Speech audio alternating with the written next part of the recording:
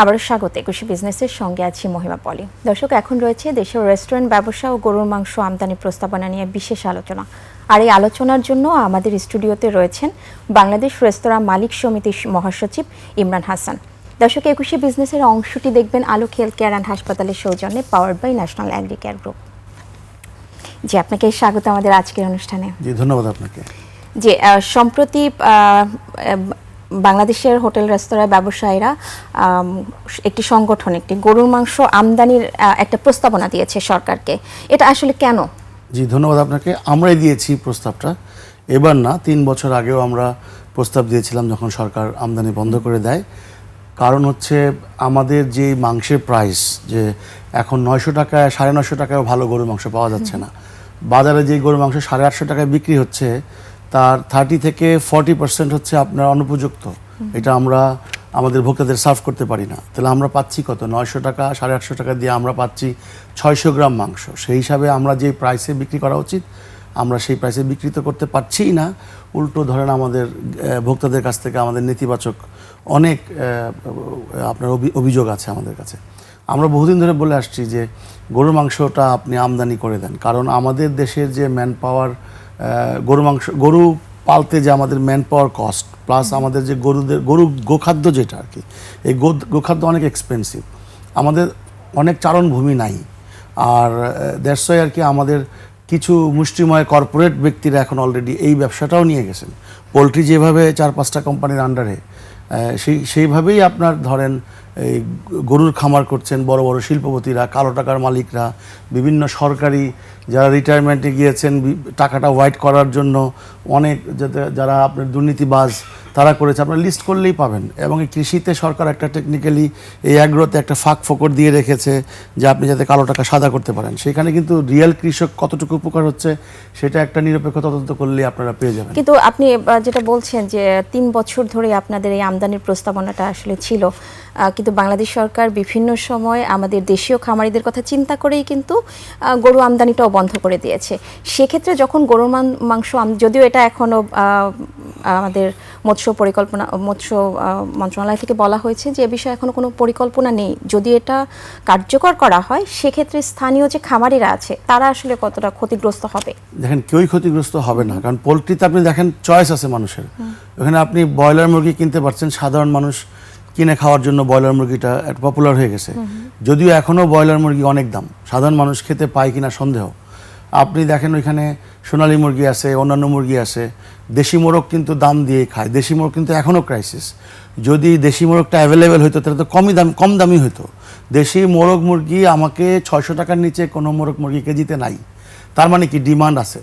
ঠিক ওরকম আমাদের যে গরুর মাংসটা, 900 টাকায় আমরা কিনে খাওয়ার মতো বাংলাদেশের কয়টা গরিব মানুষের অ্যাফোর্ডেবিলিটি আছে? তাহলে যদি এখানে একটু বলি যে আপনাদের যদি আমদানির পারমিশনটা দেয়া হয় সেক্ষেত্রে গরুর মাংসটা আমরা কত টাকায় পাচ্ছি? আমরা যখন আমদানি নির্ভর ছিল, মোটামুটি আমদানি ছিল যখন, বিশেষ করে আমরা নিম্ন আয়ের মানুষরা, আমরা রেস্তোরাঁ খাতের লোকজন, আমরা ওই মাংসটা ইউজ করি। ওই মাংসটা কিন্তু গুণগত মানে অনেক ভালো। সেই মাংস কিন্তু কেমিক্যাল ফ্রি। সেই মাংস কিন্তু এখন যে আমরা গরু মোটা তাজাকরণ করছি, গরুকে কিন্তু আমরা হাইব্রিড জোর করে মোটা তাজা করে, যেই গরুর মাংসে কোনো টেস্ট নাই, ফ্লেভার নাই, কোনো স্মেল নাই, তো সেই জন্য আমরা দামও বেশি দিয়ে কিনছি। কিন্তু আমরা যে গরুটা ইম্পোর্ট করতাম গরুর মাংস, বিশেষ করে ইন্ডিয়া থেকে আসতো, আর্জেন্টিনা থেকে আসতো কিছু, ইভেন ব্রাজিল থেকে আসার সুযোগ আছে। পুরো মিডল ইস্ট থেকে শুরু করে মালয়েশিয়ায় এত বড় জায়গা থাকা সত্ত্বেও কিন্তু ইম্পোর্ট বেসড, দেশীয় আছে, ইম্পোর্টও আছে, চয়েস আছে মানুষের কাছে। এখন আমার সাধারণ মানুষ তো কিনতে পারছে না, আমরা রেস্তোরাঁও কিনতে পারছি না, তা আমাদের ব্যবসাটা কোথায় হবে? আমি তো ইচ্ছা করলে দাম বাড়াতে পারি না, আমার ভোক্তাদের অ্যাফোর্ডেবিলিটি থাকতে হবে। কিন্তু আমরা যদি সেক্ষেত্রে ভোক্তার স্বার্থটা বিবেচনা করি, যেটা আপনি বলছেন যে আমরা আসলে উৎসব ছাড়া কিন্তু আমরা গরু মাংসটা অনেকেই কিন্তু খেতে পারে না, সেক্ষেত্রে দামটা আসলে কেমন পড়তে পারে? এখন 400 থেকে 500 টাকায় পড়তে পারে ম্যাক্সিমাম। এখনকার ডলারের রেট অনুযায়ী যদি গরুর মাংস আমরা ইম্পোর্ট করি 400 থেকে 500 টাকা। আরেকটা বলে রাখি, গরুর মাংসের জন্য কিন্তু আমাদেরকে বিভিন্ন খাবার, গোখাদ্য ইম্পোর্ট করতে হয়, অনেক কিছু ইম্পোর্ট করতে হয়। কিন্তু আমরা তো সেই একই ইম্পোর্ট করছি। তো আমরা বলছি যে কোরবানিটাকে একটা বাণিজ্যিকীকরণ করে ফেলা হয়েছে। আপনার কোরবানি আগে যেখানে একটা সাধারণ কৃষক তার গরু পালতো, সারা বছরের একটা কৃষক একটা দুটা গরু পেলে বিক্রি করতো, সেখানে কিন্তু ওই কর্পোরেট আগ্রাসনে কিন্তু সাধারণ কৃষক তার প্রাইস কিন্তু পাচ্ছে না, কারণ আমরা কোরবানিটাকে একটা ব্যবসা বান্ধব করে ফেলছি। এখানকার আমাদের যে ধর্মীয় যে চেতনা, সেটাকে একটা মোল্লাতন্ত্রের মাধ্যমে কোরবানিটা, যেখানে আমার মনের পশু কোরবানি দেওয়ার কথা পশু কোরবানির মাধ্যমে, সেখানে এখন বাজারে একটা আমাদের সমাজে স্ট্যাটাস হয়ে গেছে, আপনি কত বড় কোরবানি দিলেন, কত গরু, কয়টা কোরবানি দিলেন, কত বড় গরু কোরবানি দিলেন, একটা স্টাইল হয়ে গেছে। সেটা তো আসলে হওয়ার কথা ছিল না।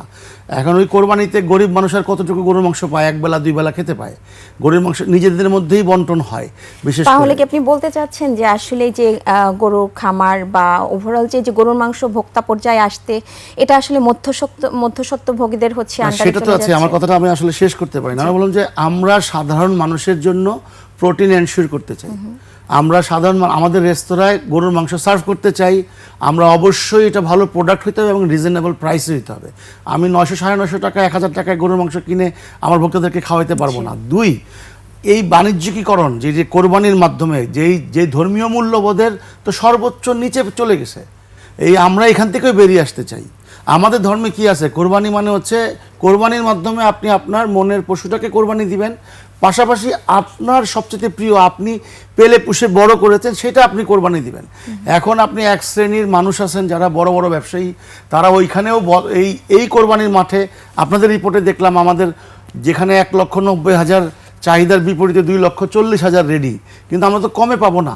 তো দেশে আমরা বললাম যে লেভেল প্লেইং ফিল্ডটা থাকা দরকার, যাতে আমরাও বাজারে চয়েস থাকে। আমি 500 টাকাও মাংস কিনতে চাই, বেসিক্যালি যদি সত্যিকারের গরু মাংস বাংলাদেশেও পালে, এটা 600 টাকার উপরে যাওয়া উচিত না। ওই এক শ্রেণীর, আপনি দেখেন এটার হাসিল, পথে পথে চাঁদাবাজি, গোখাদ্যের দাম বেশি, তারপরে আপনার অনেক গরুর কৃষি কর্মকর্তা ঠিক মতন উপস্থিত না থাকার কারণে অনেক গরু অকালেই মরে যায়। আমাদের শ্রমিক এক্সপেন্সিভ হওয়ার কারণে আমাদের গোখাদ্যের দাম বেশি হয়ে যায়।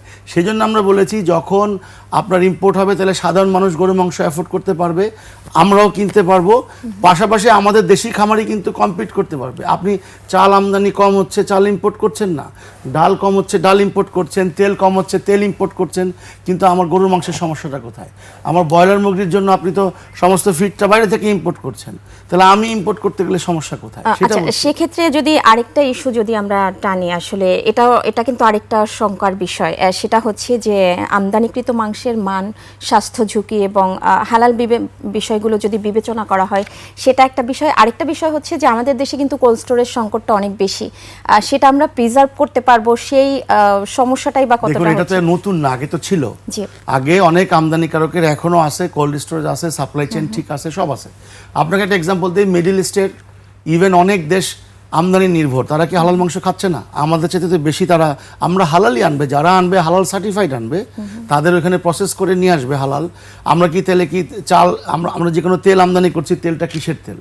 আমরা অনেক কিছু আমদানি করছি, সাবান, সেটা কি হালাল না? আমরা দেখেই আনছি। আমরা ডেফিনেটলি আগেও হালাল মাংস ছিল, এখনও থাকবে।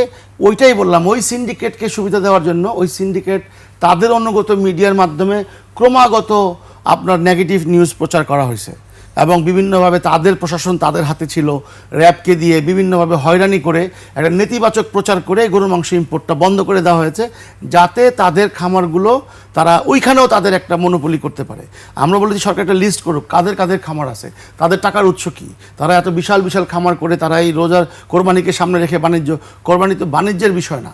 ইভেন আপনি দেখেন অনেক বছর যাবৎ কোরবানিতে চামড়ার দামও ঠিক মতো পাওয়া যাচ্ছে না, সেটাও কিন্তু একটা সিন্ডিকেশন। তাহলে আমাদের দেশটা এমন একটা জায়গায় চলে গেছে, একে অপরকে ব্লেম করছি, কিন্তু নিরপেক্ষ আমরা কোনো করছি না। আমি যদি আপনার এই ব্লেমের জায়গায় একটু আসি, যেমন আপনাদের রেস্তোরাঁ মালিক সমিতির যে সংগঠনটা আছে, এবং আপনি কিছুক্ষণ আগেই যেটা ফার্ম মালিকদের একটা সংগঠন হয়তো আছে, বা তাদের আলাদা একটা অ্যাসোসিয়েশন হয়তো আছে, তো আসলে তারা তাদের জায়গা থেকে তাদের স্বার্থের কথা বলবে এবং সেই অনুযায়ী ভোক্তাদের বোঝাবে বা সরকারকে বোঝাবে। আপনারা আপনাদের জায়গা থেকে স্বার্থ রক্ষায় আপনাদের মতো করে সরকারকে বোঝাবেন, ভোক্তাদের সামনে সেই বিষয়গুলো আসবেন। তাহলে সাধারণ ভোক্তা যারা, তারা আসলে কাদের কথা বিশ্বাস করবে? আমার তো বিশ্বাস আমাদের কথা বিশ্বাস করবে। এই জন্য খালি চোখে দেখা যায় যে আমাদের সাধারণ যে ভোক্তা আছে, সাধারণ মানুষ যাদের আয় 30,000 টাকাও আছে, তারাও আমার মনে হয় না মাসে 1 কেজি গরুর মাংস কিনে খেতে পারবে। এই বৈষম্য পৃথিবীর কোথাও নাই। 30,000 টাকা কত গড়ে আছে। আমার যে শ্রমজীবী মানুষ যারা আছে, তারা ওই কোরবানিকে ক্ষয়রাতির আশায় বসে থাকবে যে আমি কোরবানি দিলাম, গরিবদেরকে শো অফ করে দান করলাম। তারা সারা বছর খাওয়ার কি ইচ্ছা করে না? সেই ইচ্ছাটা পূরণ করার জন্য ইম্পোর্ট করা জরুরি। এই জন্য জরুরি, গরুর মাংস 500 টাকার উপরে কোনোভাবে যাওয়া উচিত না, কোনোভাবেই না। গরুর সব কিছু এক্সপোর্ট করা হয়। গরুর নাড়ি ভুড়ি চায়না একটা বিশাল মার্কেট আছে, গরুর চামড়া, গরুর শিং, গরুর হাড্ডি, এমন কিছু নাই গরুর কোনো জিনিসই ফেলনা না। ইভেন গরুর যে বট বলি আমরা, ভুঁড়ি, সেই ভুঁড়িটা গরুর মাংসের থেকে এক্সপেন্সিভ। গরুর কলিজা, গুর্দা সবই তো আমরা ইয়ে করি। তো সেই জায়গায় গরুকে এই আমরা কেন আমরা যদি বাইরের দেশে যদি পারে, আর্জেন্টিনা বা ব্রাজিলের মতো উন্নয়নশীল দেশগুলো যদি পারে, আমরা কেন পারছি না? কারণ পারছি না, কারণ আমরা 18 কোটি দেশে আমাদের ওই পরিমাণ ল্যান্ড নাই। আপনাকে বুঝতে হবে যে 18 কোটি মানুষের দিকে তাকায় আপনাকে মুষ্টিময় কিছু লোক পাতে প্রতিদিন গরুর মাংস খাবে, মুরগির মাংস খাবে, আমার সাধারণ মানুষ খাবে না। এর চেয়ে বৈষম্য আর কী হতে পারে? আপনি বাংলাদেশের মানুষের দিকে তাকায় দেখেন, তারা খর্ব হয়ে যাচ্ছে, তারা দুর্বল। আমার প্রোটিন ছাড়া এই দেশে কিভাবে একটা মানুষ আমরা এই বিষয়গুলো নিয়ে আরো আলোচনা ফিরবো, তার আগে একটি বিরতি নিয়ে আসছে। দর্শক, এ পর্যায়ে নিচ্ছে একটা বিরতি, ফিরবো একটু পরেই, ততক্ষণ সঙ্গেই থাকুন। আবার স্বাগত 21 বিজনেসের সঙ্গে আছি মহিমা পলি। দর্শক, বিরতির আগে দেশের রেস্টুরেন্ট ব্যবসা ও গরুর মাংস আমদানির প্রস্তাবনা নিয়ে কথা বলছিলাম বাংলাদেশ রেস্তোরাঁ মালিক সমিতির মহাসচিব ইমরান হাসানের সঙ্গে। প্রিয় দর্শক, 21 বিজনেসের এই অংশটি দেখছেন আলোক হেলথ কেয়ার অ্যান্ড হাসপাতালের সৌজন্যে, powered by national agri care group. আমরা আবারও তার সঙ্গে আলোচনায় ফিরছি। বিরতির আগে যদিও সাধারণ ভোক্তাদের স্বার্থ রক্ষায় আপনি একটা কথা বলেছিলেন যে এটা আসলে যদি আমদানির সুযোগ দেওয়া হয় সেক্ষেত্রে মাংসের অ্যাভেলেবিলিটি অর্থাৎ মাংসের দাম পড়বে 500 টাকার মতো। যদি একটু জানতে চাই যে আপনাদের আসলে আমদানি খরচটা তাহলে পার কেজিতে কেমন পড়বে? দেখুন, ওইটা এখনকার বাজার অনুযায়ী বলা যাবে। এখনকার রানিং বাজার কষ্ট আমি বলতে পারছি না, কিন্তু আমরা লাস্ট যখন আমদানি করেছিলাম 400 থেকে 500 টাকায়, আমরা 550 টাকায় আমরা গরুর মাংস পেতাম এবং খুবই ভালো কোয়ালিটির মাংস ছিল। সেইটা এই তথাকথিত, তাহলে তখন এখানে স্থানীয় বাজারে কতটা ছিল? এইটাই ছিল স্থানীয় বাজার, তখন 750-800 টাকা ছিল। আচ্ছা, তখনও বাড়তি দাম ছিল, এখন তো আবার বেড়েছে। মাঝখানে দাম কমেছিল সরকারের মনিটরিংয়ের কারণে, এখন সেই মাংস চলে গেছে 850 টাকা। নতুন সরকার এখনও কিছু বুঝে উঠতে পারে নাই। আমরা আশা করছি সরকার, এই জন্য অ্যাড্রেস করছি, সরকার এখন থেকে যদি একটু মনোযোগ দেয়, আমাদের 18 কোটি মানুষের আমাদের প্রোটিন নিশ্চিত করতে হবে। শুধু রেস্তোরাঁ ব্যবসা করে বলছি তা না, নিজের কাছেও খারাপ লাগছে। বহু মানুষ বলে কবে এক টুকরা দিয়ে মাংস খাইছি, ভাত খাইছি জানি না। তো এইটা কেন হচ্ছে? কেন এই সমাজে এই বৈষম্য তো থাকতে পারে না।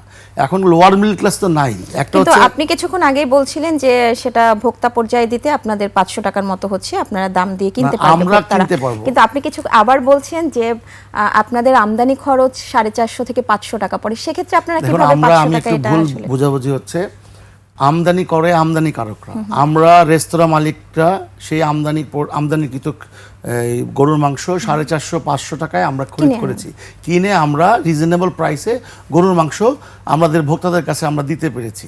কিন্তু এখন যেই গরুর মাংসের দাম, সেই অনুযায়ী আমাদের গরুর মাংস বিক্রি করে প্রফিট তো হয়ই না, উল্টো আমাদের লসের খাতা। আর গরুর মাংস ছাড়া একটা রেস্তোরাঁ চলে না। তো সেইটা আমরা বারবার বলে আসছি যে গরুর মাংস আমদানির সুযোগ দেওয়া হোক। সারা বিশ্বর বড় বড় কান্ট্রি যেখানে আমদানি করে চলে, ছোট ছোট কান্ট্রিগুলো আমদানি করে চলে। তারপরে আমাদের কিছু গরু আসতো ইন্ডিয়া থেকে, এইটার জন্য কত কেলেঙ্কারি, বহু মানুষ বর্ডারে কিলিং হয়েছে। আমরা বলেছি দেন দরবার করে ইন্ডিয়ার সাথে গরু ইম্পোর্ট করেন, যাতে আমরা রিজনেবল। গরুকে এখন বন্ধ আছে? বন্ধ নাই, গরু কিন্তু আসছে, জায়গায় জায়গায় চোরাইভাবে আসছে। এটা কস্ট কিন্তু বেশি পড়ে যাচ্ছে। গরু কিন্তু আসছে, আমাদের মুদ্রা কিন্তু পাচার হচ্ছে, কালোবাজারি হচ্ছে। আরেকটা বিষয় আপনি দেখেন, ইন্ডিয়া কিন্তু আমাদের জন্য বসে থাকে না। ইন্ডিয়া কিন্তু ওয়ার্ল্ডের লার্জেস্ট এক্সপোর্টার, হালাল মাংস এক্সপোর্ট করছে। তো বিষয়টা হচ্ছে, আমরা তো আমাদের যে ল্যান্ডফিল, আমাদের যেই সব কিছু মিলে আমরা তো গরু পালনে অতটা স্বাবলম্বী না। 18 কোটি মানুষের জন্য তো আমার এরকম 10টা বাংলাদেশ দরকার ছিল, তাইলে 18 কোটি মানুষকে আপনি একটা রিজনেবল প্রাইসে সব কিছু দিতে পারতেন। আমাদের তো ইম্পোর্ট বেইজি, আমরা চালও স্বয়ংসম্পূর্ণ না, এখন চাল ইম্পোর্ট করতে হচ্ছে। ডলারের উপর কোনো প্রেসার না, আমার মনে হয় না। কারণ আপনাকে দেখেন, আপনি পোলট্রি যে করছেন, সেটার অ্যান্টিবায়োটিক থেকে শুরু করে এটার খাদ্য সব কিছু তো আপনি ইম্পোর্ট করছেন, সব কিছু পালার জন্য শেড, তো সেই ইম্পোর্টও তো কস্ট হচ্ছে। তা আপনার গরুর মাংসের জন্য তো, গরুর জন্য তো আপনি অনেক কিছু ইম্পোর্ট করছেন, ভ্যাকসিন থেকে শুরু করে সমস্ত কিছু। তো আমরা তো রেডি প্রোডাক্ট পাচ্ছি, আর আমার বাজারে ইম্প্যাক্ট পড়বে না। এই জন্য আপনাকে বলি, কারণ ওই মাংস তো ওই দামই থাকবে। যে অ্যাফোর্ড করতে পারবে সেটা কিনবে, যে অ্যাফোর্ড করতে পারবে না সে এইটা কিনবে। এখন মুষ্টিময় কিছু, এই যে আমাদের যারা মাংস ব্যবসায়ী আছে, তারা আপনি জানেন যে ওজনে কম দেয়, আপনার চান্স পেলেই ধরেন এমন কিছু ঢুকায় দেয় সাধারণ মানুষকে, বাসায় আসতে আসতে 1 কেজি মাংস হয়ে যায় হাফ কেজি। তো এইটা কাকে বলবেন? তো এই জন্য আমরা বলেছি যে একটা হেলদি কম্পিটিশন দরকার আমাদের দেশে, আমাদের গ্রাহকরা ভোক্তারা যাতে একটা রিজনেবল প্রাইসে প্রোটিন পায়, খাবার পায়। আর এই কোরবানির নামে যে বিজনেস, হ্যাঁ, আমাদের যে মোল্লাতন্ত্ররা যেটা চাপিয়ে দিয়েছে যে বড় বড় কোরবানি দিবেন, কোরবানি হচ্ছে আমাদের সব যারা বড় বড় কোরবানি দেয় তাদের মনের পশুদের কোরবানি দেন, আপনারা পালা গরু কোরবানি দেন। শো অফ করতে গিয়ে বড় কোরবানি দিবেন, বাড়ির পাশে লাইন ধরে মানুষকে এই 2টা গরুর মাংস খাওয়াবেন, না খাইয়ে গ্রামের মানুষদের জন্য ব্যবস্থা করেন। তাহলে কি আপনি বলতে চাচ্ছেন যে এই মনোপলি মার্কেটের জন্য আসলে এই যে বাজারের এই অবস্থা? জি জি, অবশ্যই। এখন এখানে তো সব ওই বড় শিল্পপতিরা, কালোবাজারিরা, ওই বড় কালো টাকার মালিকরা, এই দেশের ঘুষখোরেরা, দুর্নীতিবাজরা, তারাই তো ফার্ম করে রাখছে তাদের টাকা হোয়াইট করার জন্য। এটা সরকারের দেখা উচিত। আচ্ছা, আরেকটা বিষয় একটু শেষ করবো আমরা, যদিও শেষের দিকে চলে এসেছি, যে সেটা হচ্ছে যে অনেক সময় অনেকেই বলছেন, অনেকেরই অভিযোগ যে এই যে ভারত থেকে গরু আমদানি বন্ধ রাখার জন্য এক শ্রেণীর মানুষ আসলে এই সিন্ডিকেটের সাথে জড়িত, তারা আসলে গরুর মাংসের দাম পর্যায়ক্রমে বাড়িয়ে বাড়িয়ে এই পর্যায়ে নিয়ে এসছে।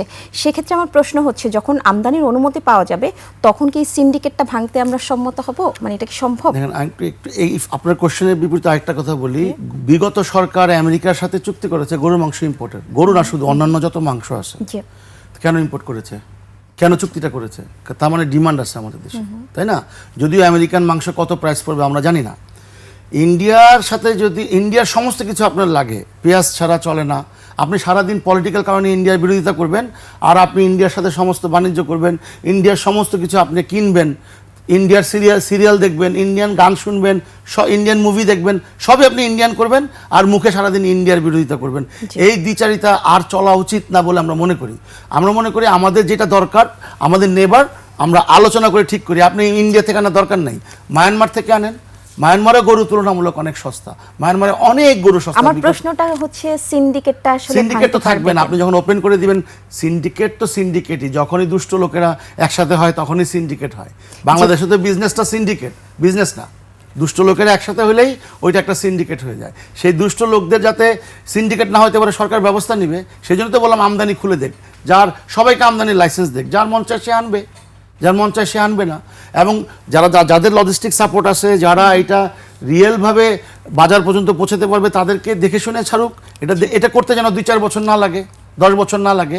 ওই হয়রানিটা বন্ধ হোক, পদে পদে যে হয়রানি, ঘুষ, আপনি আনতে গেলে, ইম্পোর্ট করতে গেলে আপনি মাল ফালায় রাখবেন ইয়েতে, মানে পোর্টে, দিনের পর দিন, মাসের পর মাস, এগুলি না করে আসলে আমাদের দেশের সাধারণ মানুষের কথা কেউ ভাবে না, গরিব মানুষের কথা কেউ ভাবে না। যখন ভোটের দরকার হয় যাবে, আপনি দেখছেন বোধহয় এই যে এখন শুরু হয়েছে, সেদিন দেখলাম ভ্যাটের 1 লোককে বাইন্দা রাখছে বাঞ্চারামপুরে। তো সামনে এমন দিন আসবে না যে যেখানেই সরকারি লোকজন বা যারা অনিয়ম করবে তাদের উপর যে জুলুম হবে না, এর কোনো গ্যারান্টি নাই কিন্তু। জি, শেষ পর্যায়ে চলে এসেছি, আপনাকে অনেক ধন্যবাদ সময় দেওয়ার জন্য। জি দর্শক, এতক্ষণ দেশের রেস্টুরেন্ট ব্যবসা গরুর মাংস আমদানির প্রস্তাবনা এবং এর নানা দিক ও করণীয় নিয়ে কথা বলছিলেন বাংলাদেশ রেস্তোরাঁ মালিক সমিতির মহাসচিব ইমরান হাসান। নিচ্ছে একটা বিরতি, 2টা 30 মিনিটে আবারও ফিরে আসবো 21শে বিজনেসে। দেখার আমন্ত্রণ রইল, 21-এর সাথেই থাকুন।